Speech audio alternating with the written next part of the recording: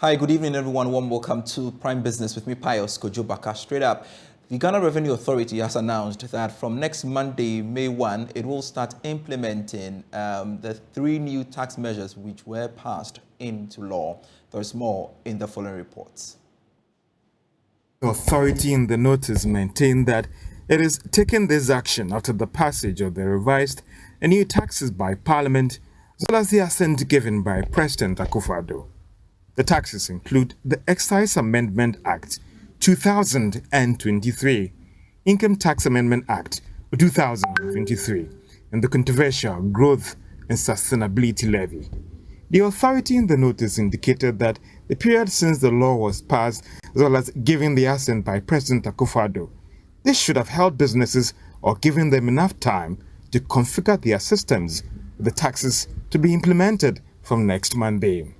On the Excise Duty Amendment Act, the authority added the tax has been expanded to cover some items and commodities that were previously not captured. The Ghana Revenue Authority also indicated that on the Income Tax Amendment, they will be charging a minimum of 5% on firms that will be declaring losses for 5 years.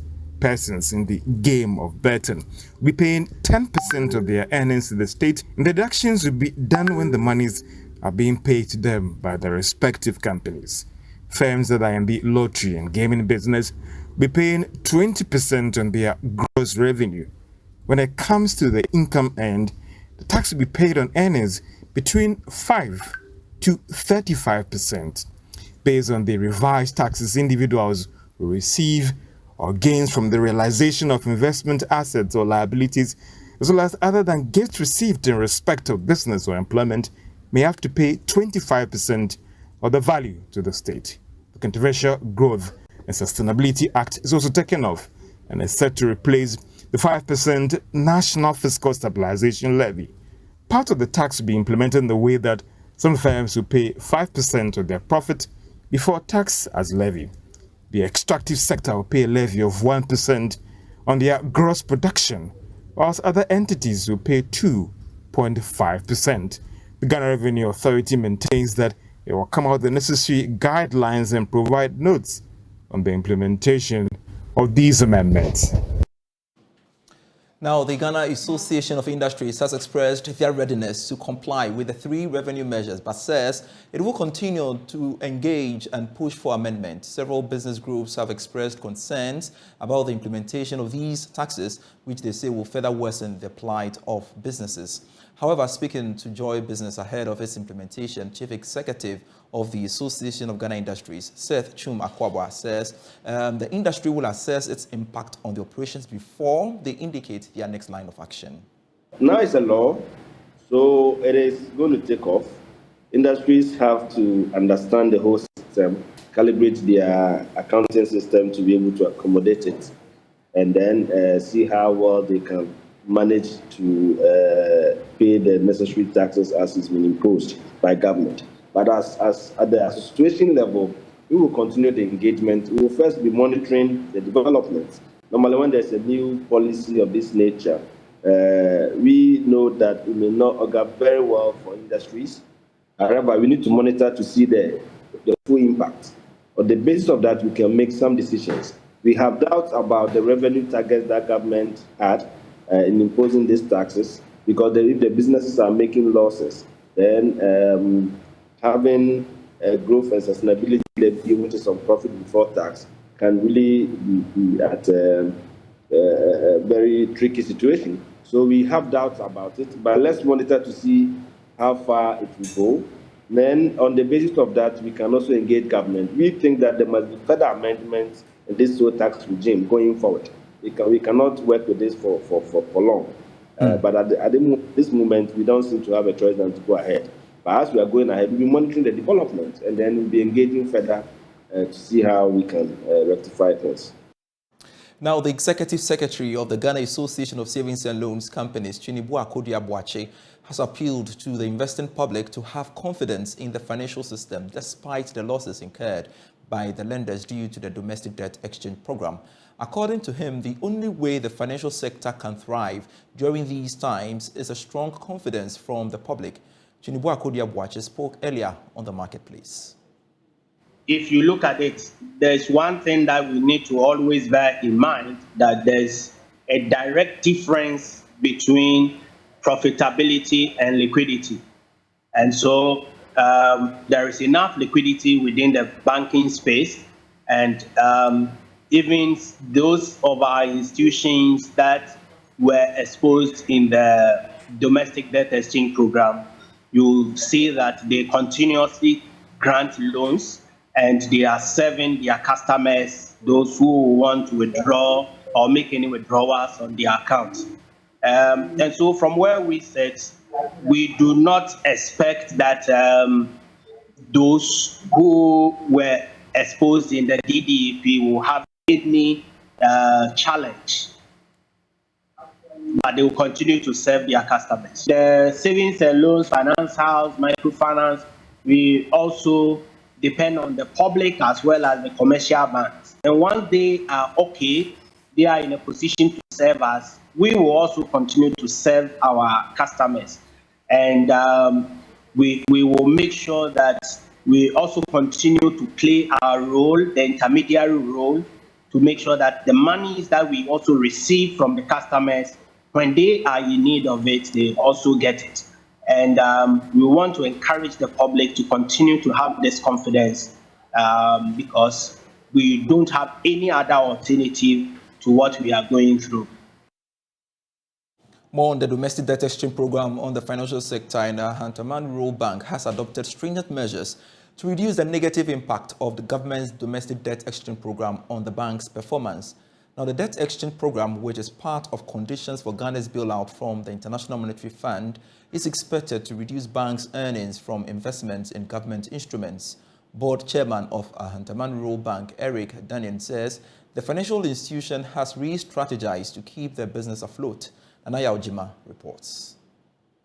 Recovery of the financial sector from the COVID-19 pandemic was met with the general economic downturn further affecting banks negatively. In 2022, the Ghana cedi depreciated by 54.2% against the 3.93% depreciation in 2021. Within the same period, inflation hit 54.1% from 12.7%. Nonetheless, the Hantaman Rural Bank made significant gains in operational figures, with deposits increasing by 24.3%. Total assets rose to 207 million from 166 million cedis. Board chairman Eric Daniel says despite the domestic debt exchange program, the bank is strategizing to stay profitable.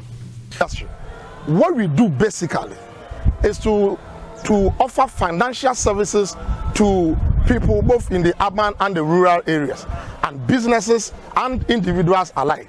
We are calling on everybody, number one, to patronize the shares of our Hantaman Rural Bank, to open accounts with the bank, to access our loans, which are very competitive in terms of interest rate, no hidden charges.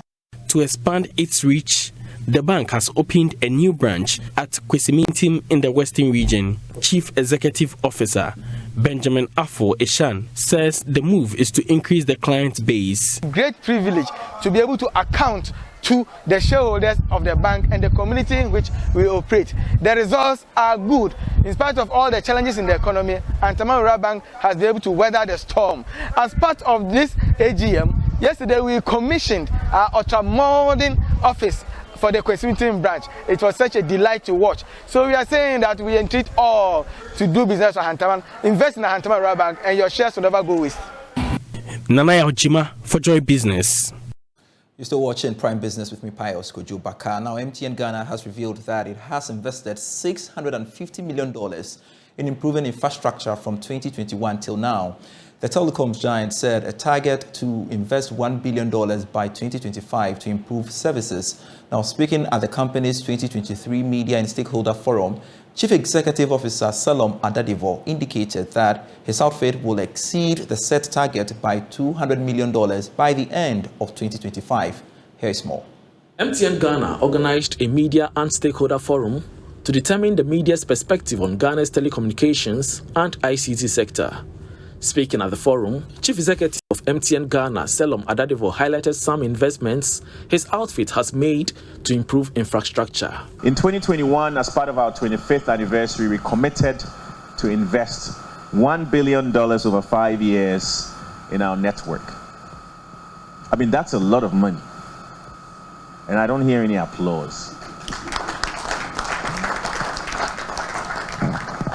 Today, I think someone also mentioned that MTN has sustained its investments in infrastructure for a very long time.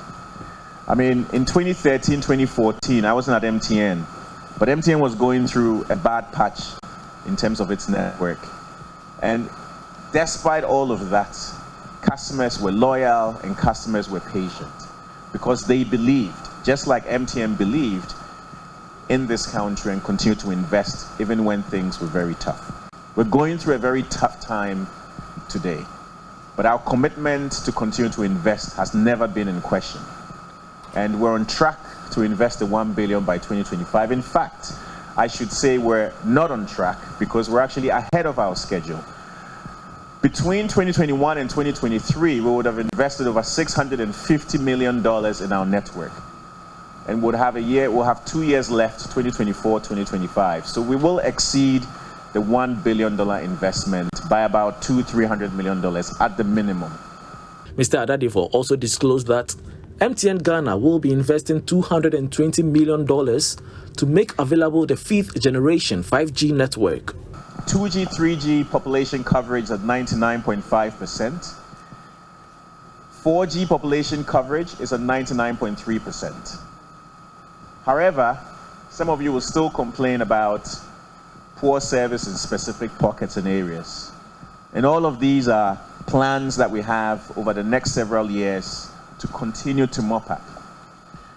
Hopefully, we will have enough coverage to invest fully in experience over the next 2 to 3 years to make sure that as long as you can get the MTN signal, you can be guaranteed of a certain type of experience as well. And this is really where we're going. This year, we're going to invest about $220 million into the network. And a lot of it is in 4G. Some of it is expanding our core infrastructure in the back office so that everything we want to do can happen. But a big part of it is also to make sure that we're ready for the next generation technology, 5G. The forum was themed, Leveraging Technology to Serve Customers with Excellence. Now, stakeholders in the insurance sector have called for more education and awareness to enlighten the public on the importance of insurance to Ghana's economic development. Now, some players have shared their views at a panel discussion to mark the 10th anniversary of Old Mutual advocated the publication of benefits of insurance funds to long-term investment. The following report has more. Insurance provide a pool of resources for long-term investment. Most Ghanaians, particularly in the informal sector, do not understand its benefit to households. Speaking to Joy Business to mark the company's 10th anniversary in Ghana, the group CEO of Old Mutual Ghana, Tavona Biza, said the company has designed special products to help increase insurance coverage among Ghanaians. When we look at the growth that we've managed to achieve as a business, the growth that we've managed to achieve for our staff, and most importantly, the growth and development that we've managed to achieve for our customers over the last 10 years, the smiles that we've put on people's faces over the last 10 years, it has all been worth it. It has really been a great and tremendous journey over the last 10 years. We've managed to achieve a lot. We've managed to provide peace of mind for a lot of customers, more than 200,000 customers. So really, we are looking forward to the next 10 years with lots of anticipation. On her part, the marketing and customer experience executive, Rita Boateng, advised policyholders to seek perfect understanding of insurance policy to prevent situations that may cause them to lose when they file for claims. Financial literacy in terms of insurance is quite low in Ghana. We are still below 2%. And sometimes you realize that people buy insurance and they forget that they actually have obligations to put money down for the policies that they have signed up for. In insurance, we have something we call policies either going into lapse or paying up. So what we do is that to help you, the customer, and make sure your policy does not go into lapse, and for you to forfeit what you have saved, what we do is that we make sure that whenever you have money in your account, because you have authorized us to make those deductions, when there is money in the account, we go in there and make those deductions. It's not just for the insurance company, but it's for you, because you sign on to a policy to say when the eventful happens, we should pay you a certain sum of money. Using technology to scale its operation strategy, Digital and Data Executive Rita Colley said the company is exploring innovative means to expand insurance coverage. In Old Mutual, we've used technology to expand almost across everything that we do, from our onboarding perspective through to claims, through to servicing, and through to interaction with our customers. So one key thing that we have been able to do is improve our turnaround time when it comes to customer claims and servicing. Group has unveiled Nanama McBrown as the brand ambassador for Belpack Tissues. This follows agreement between the parties in promoting Belpack Tissues. Nanama McBrown is happy with the partnership after touring the Belpack factory at Tema, the Free Zones Enclave. There is more in this report. Belpack tissues come in three main types, namely Comfort, Eco and Classic, in the form of pocket tissues, napkin, toilet roll and others for all purposes. Before penning her signature to the deal, Nanama McBrown researched into the quality of Belpack tissues, how they are produced, price factor, but to mention a few. She says she will never compromise on quality and is more than happy to be the face of Belpack tissues. Because everybody knows Nanama McBrown in Ghana, and they know that I always want quality. So first of all, our visit here is to see how hygienic Belpack tissues are produced. Most people think that it is only when it comes food, water, drinks, things that we eat or drink is what we have to pay attention to or produce them under hygienic conditions. But tissues are also more like food. You use it on your skin. You use it on your faces. You touch it when you are cooking. So it's basically part of the ingredients or our welfare. Head of Marketing at Blow Group, Magnus Day, believes unveiling Nanama McBrown as ambassador is consistent with their brand, which stands for care, love, quality, and other attributes. When we invited Empress, she took her time. She actually put us in a little suspense because she needed to be sure that this product is good. Bell is a great brand. It's a household name in Ghana. But if you are doing tissue as well, she has to be sure that the quality is there. The superior quality as compared to what is on the market, she needs to be sure before she gets on board. So she took some time and she did all her research and gave us feedback before she decided to come on board. So seeing us here together today is a testament that this product can be compared to none other on the market. After the factory tour, Nanama McBrown and management members of Blow Group donated some products to Pong Polyclinic. She says the quantity could last the facility for close to a year. What we are doing today is the beginning of good things to come, more things to come. We are ready to donate to most of our clinics and hospitals. We are starting here at Pong, and this is not going to be the end. We are excited again that they have received these products, and it's going to benefit, the people or the residents in Pong.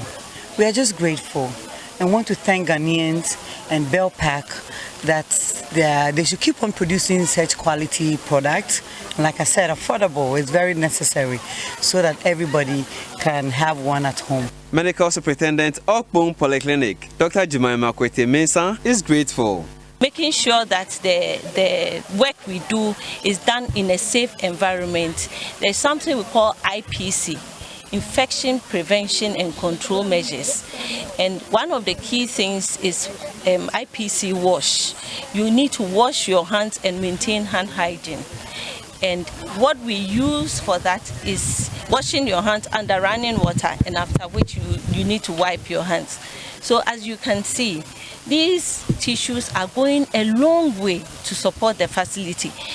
every quarter as a facility we buy the tissues for our IPC to support our IPC. And so for a donation like this, you can imagine how it will, it's going to go a long way to improve and maintain our IPC practices. So the day ended with donation to SOS Village at Tema. Social worker at SOS, Mavis Ajaman, says the items donated will help cut down on costs in caring for their children. Receiving these items will go a very long way to support the children we have in our care. Just as you know, we run a lot of services to these children that we have in our care. And as part of it, we purchase these items to take care of the children to promote their hygienic condition in the location here. So having these items being donated to us will help us to save costs and also keep up with putting up a hygienic condition to take care of these children in our care. So we are very grateful for receiving these items. Much appreciated for it. SOS will never forget this contribution they have done today. And so we want to call on all corporate donors, all other stakeholders to also come on board and support the good work we are doing for Ghana by taking care of these vulnerable children we have in our care. Nana Mama Brown is expected to help drive sales for the brand. Now, the Minister for Works and Housing, Francis Asensubwache, has charged the newly inaugurated governing board of the Ghana Hydrological Authority to develop comprehensive drainage master plans to mitigate the effects of flooding and the protection of the country's coastal lines. According to him, the construction of the drainage master plan will help curb the perennial flooding in the country. He made this known at the inauguration of a 10-member governing board of the Ghana Hydrological Authority. Here is more. In 2022, the Ghana Hydrological Bill was passed into law. This later saw the formation of the Ghana Hydrological Authority to cause change in the country's approach towards addressing perennial flooding and coastal erosion challenges. To this end, a 10-member governing board has been inaugurated to govern the operations of the Hydrological Authority. Speaking at the inauguration, Minister of Works and Housing, Francis Asensubwache, charged the members to work towards the provision of drainage infrastructure to nip the perennial flooding and its associated challenges in the bud. This board is to assist the authority to develop a drainage master plan for the country. For a long time, this ministry has been working on establishing or having a drainage master plan. It's something that we need if you want to really work on protecting our public infrastructure. And as you know, we cannot do this without the involvement of the Ministry of Roads and Highways to explore and tap into different sources of funding to enhance flood resilience. This is public infrastructure we are talking about, and it costs a lot of money.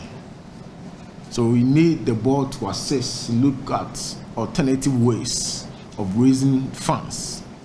He also called on the members to collaborate with other stakeholders to mitigate the effects of flooding and the protection of the country's coastlines. To mitigate flooding is a shared responsibility. A lot of people have roles to play. And once anybody reneges on this effort, then the problem arises. So it is important that as members of the board, we recognize that we are not going to do this alone and that we need constant engagement. I want to see workshops that bring all the various stakeholders together so that we can constantly remind them of their responsibilities. On his part, Chairman of the Ghana Hydrological Authority, Kwesi Enim, assured the minister of their commitment to deliver on their mandate diligently. Mr. Minister, I want to assure you that the members would discharge our duties and responsibilities with diligence and integrity. You can count on us. Meanwhile, the minister said government will continue to provide the needed. And that's it for the bulletin. I am Pious Kojo Backah. Always a pleasure serving you. Do enjoy the rest of our programs. We leave you with some international business.